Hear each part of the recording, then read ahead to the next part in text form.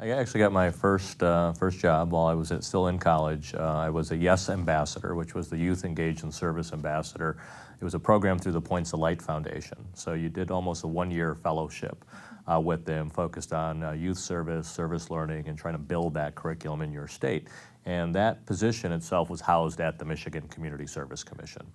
And so I was there for a little while under Diana Algra before she made her transition to Washington, D.C. To be helpful with the AmeriCorps program expansion. And so I was there and along with Kyle Caldwell, who was also there as a GMI intern, I think they were called. And we were actually part of my year at the Community Service Commission included helping start up the first Governor Service Awards. And then I also, along with Kyle and others, implemented the first year of AmeriCorps. So we developed all the regulations for the state, did a lot of work, obviously, in Washington, D.C. as the program was being developed.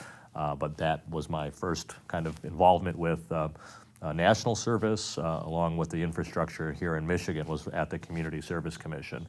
After that, a year after that, during that program ended, obviously, after a year, and then I was picked up by the Volunteer Centers of Michigan. They hired me to be their executive director, and at that time, the Volunteer Centers of Michigan was housed at the Michigan Nonprofit Forum, and Dave Egner was its new executive director at that time, and he hired me to, along with the Volunteer Centers, to run the Volunteer Centers of Michigan. So I did that for 3 years and then expanded that role to president and CEO after Dave had left the organization. I think my first involvement with kind of the leadership type of camps was at Camp Minnewanka. So that would have been in '93, so it might have been maybe the second or third year. But during that year I was in the Youth Engaged in Service Ambassador Program. That's how I got connected to the Council of Michigan Foundations and most specifically the McFIP program. I was kind of doing work as trying to create the youth voice for some of the youth action councils across the state. So I worked with a number of local youth action councils, but then also was brought in to do some training along with the Michigan Campus Compact and a few other organizations. Well, it was actually a very exciting period of time. I mean, both for, I think, the movement, but also for a group of us who were just graduating from college at the time. I'd started my involvement at the Service Learning Center at Michigan State University's campus. So I was getting very actively involved. And to be then involved with these statewide associations that were doing cutting-edge things for the country at the time, and then given the responsibility that we were given. Whether it was a woman by the name of Jeannie Gray, who was at the Michigan Campus Compact, Jill Mason, who was with the Council of Michigan Foundations, Terry Langston. There was a group of 4 or 5 of us that were really young professionals, and as they were doing these national changes to creating the AmeriCorps program, for example, a National Youth Service Day, we were actually the ones that were charged to implement them. And so to be given that level of responsibility right out of college, I think was really exciting for us as professionals, but it really had that youth feel to it because we were really trying to get younger people involved in the decision making. Well, I think the nonprofit leaders that I had the opportunity to work with, one, were very collaborative in nature. I think part of that was because a lot of our institutions were influenced by, great stalwarts of the state. The George Romneys of the world, the Russ Mobbies of the world, the Dottie Johnsons. And because they were involved in a lot of the development of these organizations, we all worked together as the staff. And so that kind of collaborative nature was, I think, not necessarily unique to Michigan, but it was the thing that actually allowed us to do things at a much more rapid space and time than I think other places around the country. Well, I think throughout is that kind of collaborative nature, is trying to bring all the conveners around the table, have dialogue and discussion, and also you can have disagreements during those periods of time, but having that kind of community voice, that buy-in from all the partners was very important. As we created the AmeriCorps program for Michigan, I remember just the groups that we would bring in from across the state to help us think through what should be our strategies, what should the rules and regulations be. There's obviously national rules, but we could create our own here in Michigan, and having that kind of feedback from people on the ground who are actually doing the work was very helpful and meaningful. Well, we took some national models. I always remember the work that the the National Campus Compact did, and groups like COOL, which was the Campus Opportunity Outreach League. And what they really wanted you to always take a look at is, whatever programs you were doing, did they actually have meaningful service attached to them? How were you getting the community input? And so you would use a lens oftentimes that, one was how do you bring in the community input? How do you do kind of the orientation so everyone's on the same page? Then how do you make sure that that action that you're working towards, the goal that you're working towards, has some meaningful outcomes? So you develop those outcomes in that kind of collaborative fashion. But then we'd also take a look at how we would reflect on that. And so we would create this kind of environment where we would reflect on the work that we did and on the systems that we created. And then at the last piece of it was evaluation. So there's kind of these kind of 5 steps that were often used on how to create service programs and projects across the country. But we began to use that and implement that in our development of systems for the state. And I always remember those being taught to me as I started in my career, and I still use those even in the legislative world, is how do you bring in your partners, how do you bring in stakeholders that might be on the opposite sides of issues and bring them to the table.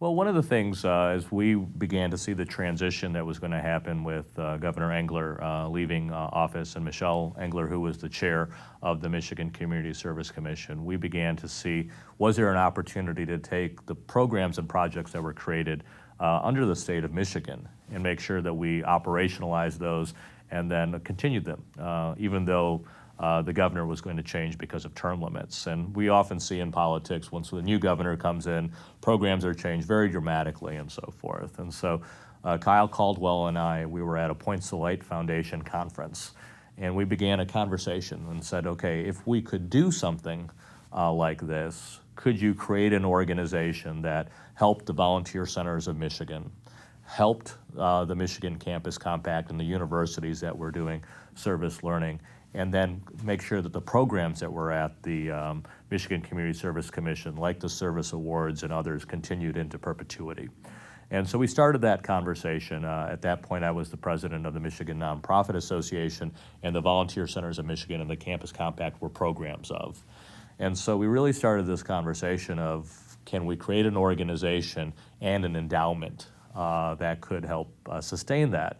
And at first it was looked at, could you potentially put it within the Michigan Nonprofit Association?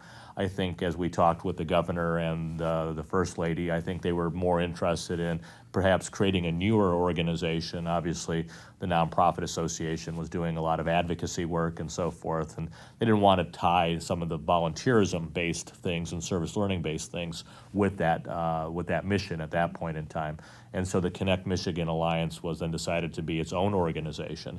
But because they were going to be overseeing the work of the volunteer centers, the Campus Compact, and M&A was willing to give up those programs, we then decided to create a very unique structure for the board. And so we took the 4 key institutions around service and direct volunteering and service learning and decided to create their board where we would be appointing those members. So we would make sure that there was a voice and a way to connect those pieces. We also had 2 endowments at the Michigan Nonprofit Association, the George Romney Fund for Volunteerism, as well as the Russell Mobby Fund for Youth Volunteerism. And so we also then committed those 2 funds to the Connect Michigan Alliance. And that's really when we decided to go out and create an opportunity to raise $20 million. Well, it's kind of strange to think about it now because Michigan has gone through some very difficult times, but the governor was very generous in saying that they would create a supplemental that would allow for $10 million. But the governor is very serious about making sure that there was a commitment to not only utilizing the state money, but that money would be used and be able to be grown. And so it was required that there be a 1-to-1 match for those dollars, and so that 10 million would, obviously grow to 20 million. And so that was kind of the process. And then as we began to form the committee that would oversee that, Mrs. Engler was very gracious with her time. We went out, and one of the first people we sat down with was Bill Richardson at the Kellogg Foundation, and he was the CEO. And I remember the meeting because it was the day after Michigan State won a national championship. Both Mrs. Engler and I were at the game, obviously watching and cheering on the MSU Spartans. But then the next morning we had this meeting, and so we all drove up from Indianapolis separately, but both ended up at there, and then pitched Dr. Richardson to joining our team, the cabinet, to help us raise the money, and he was obviously excited about the opportunity and did so. And then Julie Cummings was the other co-chair, if I recall correctly, and the three of them really moved this forward. But in the end, it was really Dottie and Russ who said, for this to really work, we had to bring in somebody who knew this system so well, and that's when we sat down with John Lohr. And John came on to be the first executive director, but also to help us raise the money. And in the only way that John Lohr could do it, we were able to quickly get to our goal and raise the money. And so for both, Kyle Caldwell and I, who kind of designed the programmatic side and the organizational structure, to have the involvement of those key players in really shaping how to do this was a great learning experience for both of us as well. So there's two young guys who say, oh yeah, let's go out and raise $20 million of endowment money when there's no organization in place. I mean, that's right. Probably, it had to require the right people coming together, but it was also this sense that we were giving things up from an organizational standpoint for the betterment of service for the state of Michigan. In a lot of organizations, you wouldn't be saying, okay, we're going to give up two endowments that we have, and wouldn't normally say, okay, these two organizations that merged with us, we're going to spin them back out. And I think the M&A board was very progressive in that sense and very visionary to say, okay, no, we could be willing to give up staff and resources of our own because it's going to help the state of Michigan move an infrastructure forward. And the same thing with the Michigan Community Service Commission, giving up some of their programs to go into that Connect Michigan Alliance. So having that partnership, from government to philanthropy to the nonprofit sector, I think was the kind of the mission that everyone kind of agreed to. And so it was a unique endowment to be created, but it was created because everybody was willing to give up something for the betterment of the cause. And how old were you when you became the M&A CEO? I was very young. I was, I think, selected. I was 26 at the time.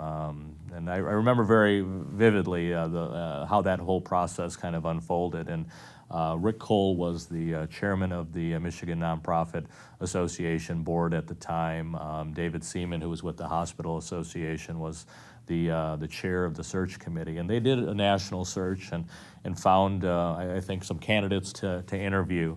And in the end, I think they said, there's this young guy, at the association who doesn't have a lot of experience, but if we gave him the right mentoring and so forth, he would be just as, maybe good as these national candidates. And, it probably took a lot of courage to say, okay, we're going to take this institution and give it to a 26-year-old. But it was a great opportunity for me personally, and because of the quality of the board of directors that we had, we were able to do amazing things. We quickly grew that organization. When I left it, it was 1,100 members. I think when I started, we were around 300 members. We grew staff. We obviously had a number of those mergers that happened. We were able to create the Connect Michigan Alliance. And so I'm always grateful to that board of directors to, taking a chance with a fairly young person to be able to lead that organization, and did that for 10 years. As part of, one of the things that the Michigan Nonprofit Association, I think, did very well, we did a lot of leadership training and a lot of technical assistance for nonprofit organizations. And part of the curriculum that I would teach was about natural transition of executives. And, you always do the case studies there, the CEO that stays sometimes too long to the detriment to an organization. And then sometimes a CEO who doesn't stay long enough, right? And so at that point, I was getting close to finishing 10 years as the CEO of the Michigan Nonprofit Association, and I wanted to make a transition with my board. So I told them very early on, I said, I'm going to give you about 9 months, I think maybe it was 10 months, that this is the date that I'm going to be leaving the organization, and be willing to, help in whatever way that transition is. If it's going out and hiring a new executive, I'll be pleased to help, shepherd that project and so forth. But at the same time, there was conversations happening about the Connect Michigan Alliance. It was great as it was formed. We created a new organization at the time, but we were finding ourselves, the Nonprofit Association and Connect Michigan Alliance, doing a lot of the same things. Even though we tried to create separate missions, it's just the work that we both did ended up being very similar, a lot of board overlap and so forth. And so the board said, oh, if you're making this transition, perhaps we should take a look at merging the organizations. And so Kyle Caldwell and I, over a period of time, really negotiated what was a great opportunity to bring resources together and kind of extend the mission of both institutions by coming together. And so it made natural sense as Kyle became the new executive. I served for a few months in an interim role to kind of help the transition. And then I left the organization to work on other projects, and Kyle then was able to take the organization and grow it in new ways. So one of the things that I wanted to do was get a better global experience. Did a lot of work now nationally on service, a lot of work in Michigan. I did some local government work in elected office. I was a mayor of a community, but I needed a real global experience. And so I then spent a little over a year doing some work with some international nonprofit organizations, traveling to all 7 continents, and just kind of learning what was happening out there. And then when I came back with a new passion to really try to position Michigan and our country in a global context, and began working back with Philanthropy and the New Economy Initiative to really work on a lot of those goals when I came back. Well, I think it's so unique, the American story around nonprofits and philanthropy and kind of this commitment for social service that we have in our country. And to kind of watch that in other places. There are so many countries that I was going to. They're emerging democracies. They are trying to figure out what's the right balance between government and their nonprofit sector there. A lot of the places I went to, there's not a strong element of volunteering or financial giving, and so their nonprofits are struggling with, how do you help create that within a country? And then obviously there's a lot of international nonprofits and international foundations that are helping with that. And so, it gave me a great appreciation to really know the history of American philanthropy and how sophisticated that it is. But it's great to then also be there at the cutting edge, as a country's deciding, okay, how do they set up their governmental structures? How do they, set up the nonprofit organizations? And then you'd also see the tension. We have, a strong push and pull with our nonprofits in government. We advocate for policies and so forth, and then, I'll be involved in some countries where, the government now is pushing back on the nonprofits. They're jailing, their nonprofit leaders because they're maybe opposed to a policy that's being done and so forth. And again, that gave another appreciation to what we have here because, there is a sense that there is the right role for nonprofits to be advocates, to push their government in a direction, but at the same time that government respects that role. And to kind of watch and see that in other countries was, I think, a great learning experience for me personally.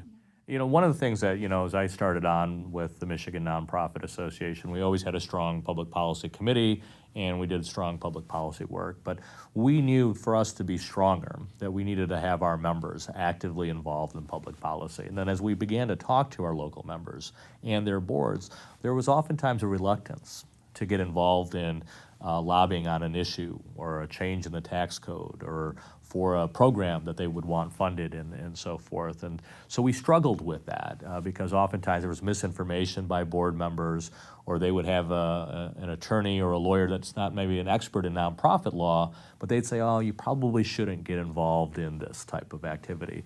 The IRS code is very clear. Nonprofit organizations can advocate and lobby. What they can't do is electioneer. They can't choose Republican or Democrats or support candidates, but they can do everything else as it deals with policies at the Capitol. And so we've created a program called the Michigan Public Policy Initiative, MPPI, and it was a joint effort between the Council of Michigan Foundations and the Michigan Nonprofit Association to educate nonprofits across the state about what their role was in public policy and advocacy. At the same time, Michigan was starting with term limits. And we wanted to make sure these new term-limited legislators understood the nonprofit sector. So we created a number of programs. We called them Issues in Brief. We would do them at the Capitol, and to help not only train the new staff that was coming in to work for these legislators, but to inform legislators on these are the policies that are impacting human services or the environment, education. And so we created those programs to kind of move the sector forward. And I saw during that 10-year period that we were able to get more and more influence with the legislature because our members became more and more active. Our agendas, our nonprofit agendas, we would make sure that we sit down with legislators to inform them on those different goals and objectives that we had. And then it obviously increased from there. Kyle Caldwell and his team with Aaron Skeen Pratt actually created a nonprofit caucus of legislators who have committed to working with the nonprofit sector. And now that I'm in my new role as a new legislator representing the 69th District, one of the first things was one of the leaders of the nonprofit caucus, Wayne Schmidt, Republican from Traverse City, reached out and said, well, you know these issues, so I'm hoping you're joining the nonprofit caucus. And so it wasn't only just the Michigan Nonprofit Association encouraging me to do this, it was legislators who knew my background as well. And so that's been a kind of an emerging program within the Nonprofit Association that's really added a lot of strength and understanding for the legislature. An interesting period of time right after 9/11.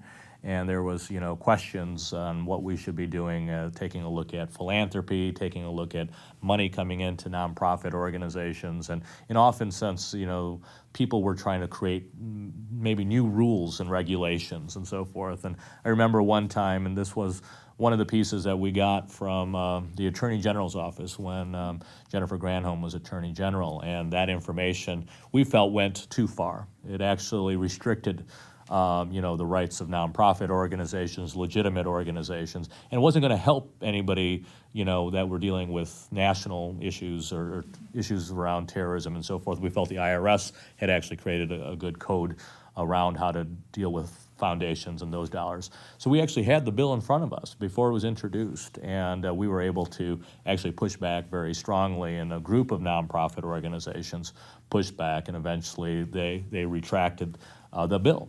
And again, oftentimes it's not about only the bills that you pass, but it's the bills that you stop from being created. And so, there's one example of that.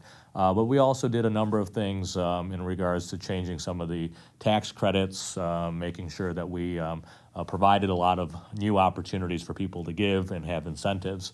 Unfortunately, you fast forward to a period of time, 2 years ago, the current governor, Governor Snyder, as part of his budget and changes, actually removed some of those. So now the sector is in a very interesting point. Does it go back and ask for those tax credits back? And so, you can go out and create them and provide a lot of incentive, which we did for growth of community foundations and for homeless shelters. But at the same time, new people come into office because of term limits. And now the nonprofit sector is now gearing up, I think, for another fight to say, let's put those back in now that we've seen the damage that's been done over the last 2 years.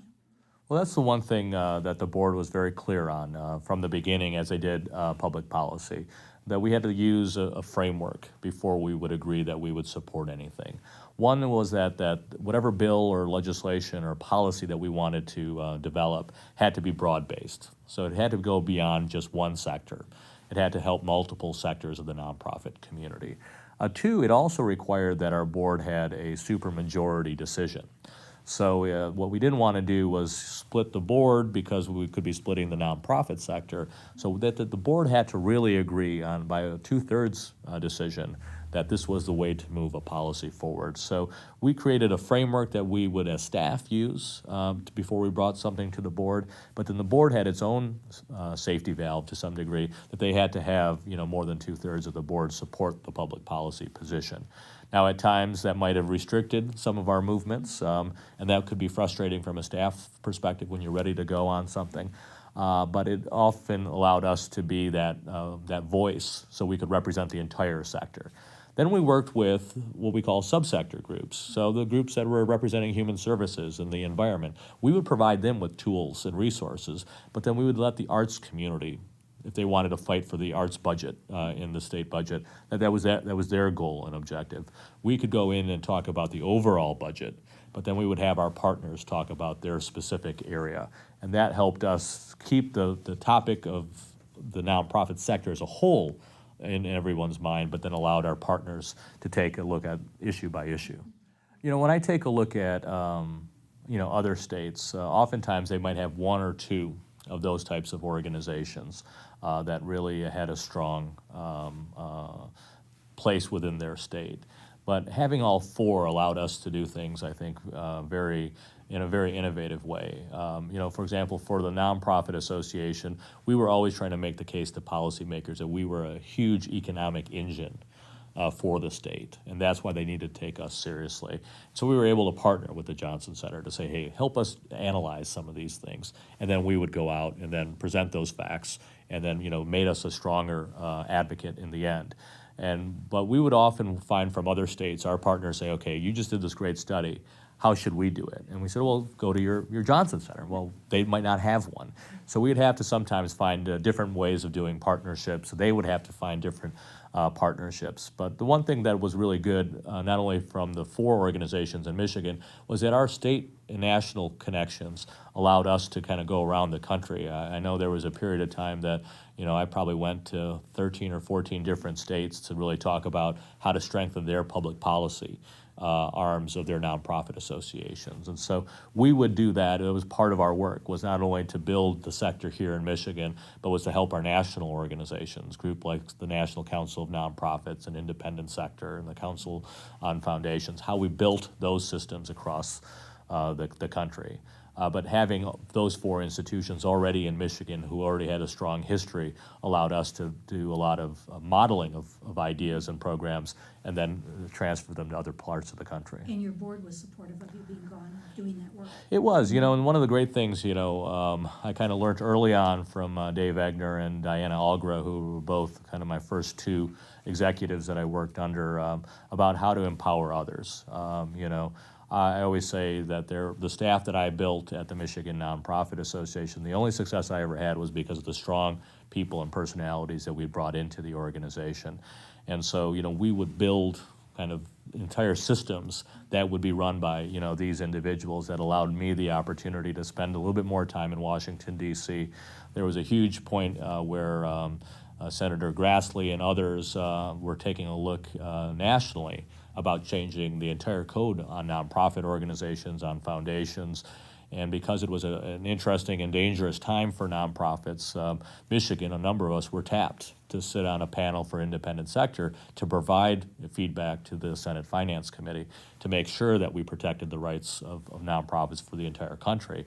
And I found myself almost every 2 weeks going out there. But I was able to do that and position our dialogue from a Michigan perspective on the national stage because of the great staff we were able to build at the association. It's been interesting to be on the other side. Obviously, groups that I'd worked with very closely now are coming, helping me understand their policy positions or what they were looking at from a budget perspective and so forth. So it's been fun to be on the other side.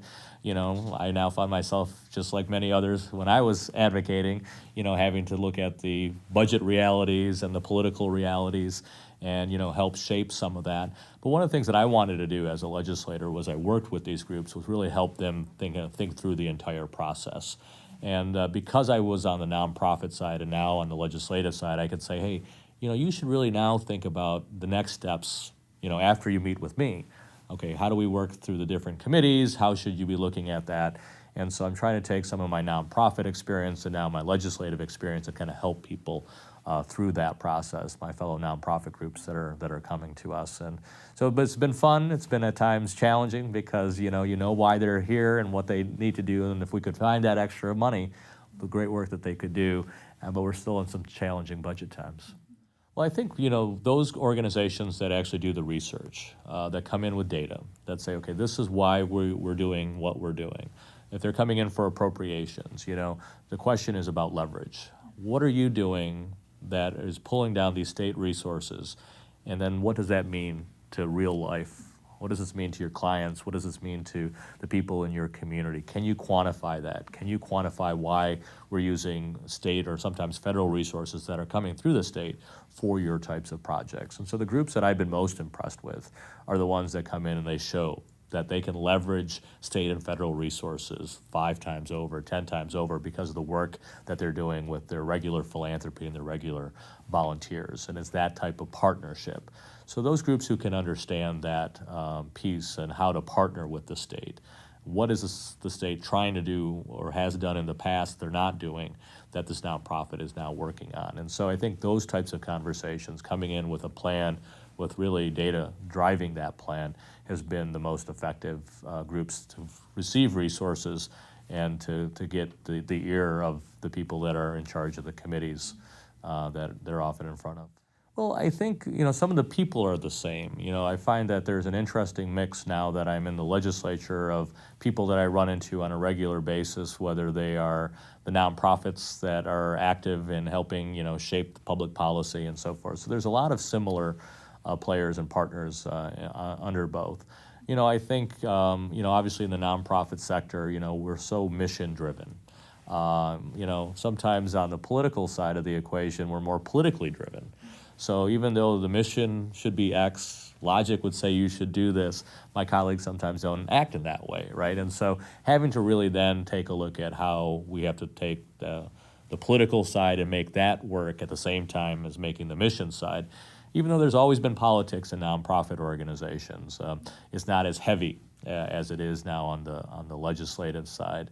But I think, for me personally, I was training nonprofits on how to get involved in the legislature, what they should do. And oftentimes I would end my presentations by saying, you should also run for public office, because we need nonprofit professionals now in the legislature, because you will really understand these issues.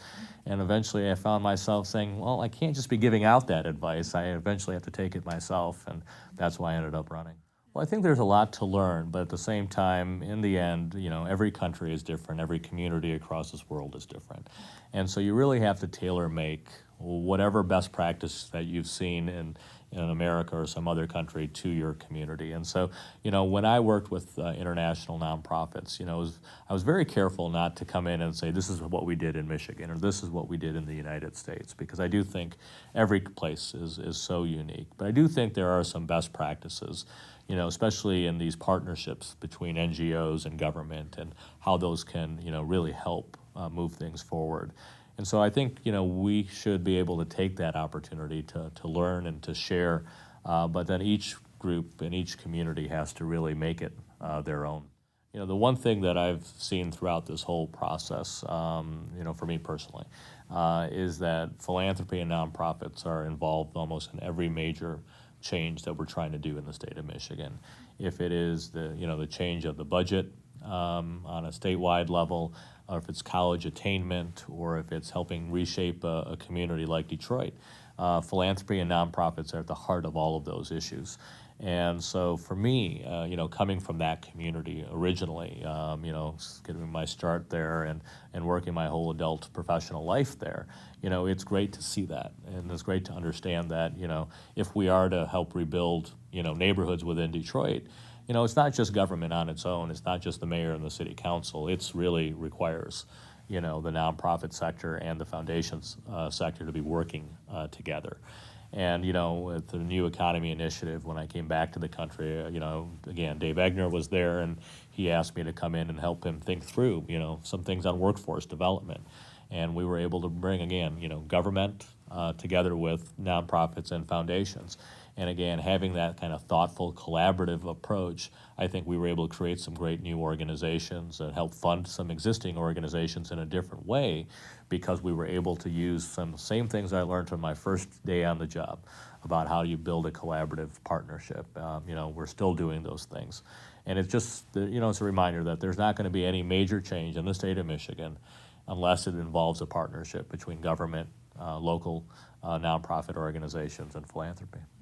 So my parents both immigrated to this country in the 1960s. My brother and I were born and raised in Livonia, Michigan. So, they came from a country obviously a large democracy. Their families were involved in India in politics and so forth. And so, for me, kind of the conversations around the kitchen table and so forth were always about the big issues facing a community, facing your state, facing your country, and so we would talk about those things. They've never really understood nonprofit organizations. I know it was a struggle when I tried to explain my first job why I was doing that, and so there wasn't a strong background because they came from a country where there were NGOs, but they weren't as prevailing as they are in this country. And so it was kind of an area that I think they were learning on. But the values that they taught us as immigrants about giving back to the country that you provided this opportunity, about being involved in your community because that's what's expected, was something both me and my brother took on. And my brother ended up, being executive director of a nonprofit organization and doing a lot with community building in Detroit. My path took me to mostly statewide nonprofit organizations, but it's specifically that kind of commitment to public service that they had, instilled in both of us that kind of led us on that pathway. But I do remember that conversation. They said, nonprofit, do they pay you? And the common thing you hear from people sometimes when they don't understand the sector. But that was something they were, I think over time they became very comfortable with it. But they were very, confused with, that there were jobs there and so forth. So not only was I trying to explain nonprofits to the world, I was explaining them to my parents as well. Yeah, there's actually some very specific moments in college. As I was working with a group called Into the Streets, and that was started by the group called COOL, the Campus Opportunity Outreach League. And it was that period of time in the early 90s and late 80s where, this me generation was being really talked about, that, my age, my cohorts really only cared about themselves. And, there was a group of college presidents nationally who said, that's not the people that we know on our campuses, that we want to change that kind of image. And so they were really talking about service and service learning. And so I got really involved with that. I specifically went to Camp Minnewanka as a college student to talk about what we could do to transform service. And I remember specifically being there. I still stay in touch with some of the advisors that I met there about service learning and what you could do in local communities. And then I still was on a pathway to get my my law degree, and that was what I was still thinking. But then I ended up doing an alternative break program. It was right after Homestead and the Hurricane Andrew that had gone through that period of time. And there was a group of 50 of us from Michigan State University who went down and specifically worked on a number of homes. And the family I worked with was just an amazing family. They were rebuilding, their home. But the father would still volunteer with a couple people down the street that were a little bit older and needed some more help. And so it was really strange for me because I'm like, you had this devastation happen to you, you're still rebuilding your home. But I remember the conversations that I had with him and about how he said because he had so much still with his health and his family being safe, that he felt he still had to help others. And I think it was, a combination of those types of experiences on the campus that I decided I wasn't going to go the law degree route. I was going to work for nonprofit organizations, and I've never regretted that choice from that point forward. But, I think we've always been supporters of volunteering, both me and my wife. And, I know when I was working with the volunteer centers, we really pushed this concept of family volunteering. How do you volunteer as a family? And I think it's a great way to teach children and your own personal values, but then also about the community that they live in. And so, I know we've talked that kind of family volunteering will be part of who we are as a family as we start down that pathway. I got elected to the city council at 24, and then I became mayor, I think I was 34. Oh, okay. And so I was a little bit older, but it's still the youngest mayor at that time in the city's history. But again, I took the nonprofit elements that I learned. It was about how do you build the right coalition? How do you bring people, So at the age of 24, when you're just right out of college, there's a lot of people who are skeptical that, you should be making decisions for their community. But I use that kind of thinking that I learned from nonprofits as to build not only a campaign structure, but once I got elected, to really talk about the issues. And I spent 12 years in local government, and representing a university community was a great thing for me, because it was a community that was willing to invest. It was a community that appreciated volunteering and appreciated nonprofit organizations. So I was able to do that at the same time of my other nonprofit passions, and so it was a great fit.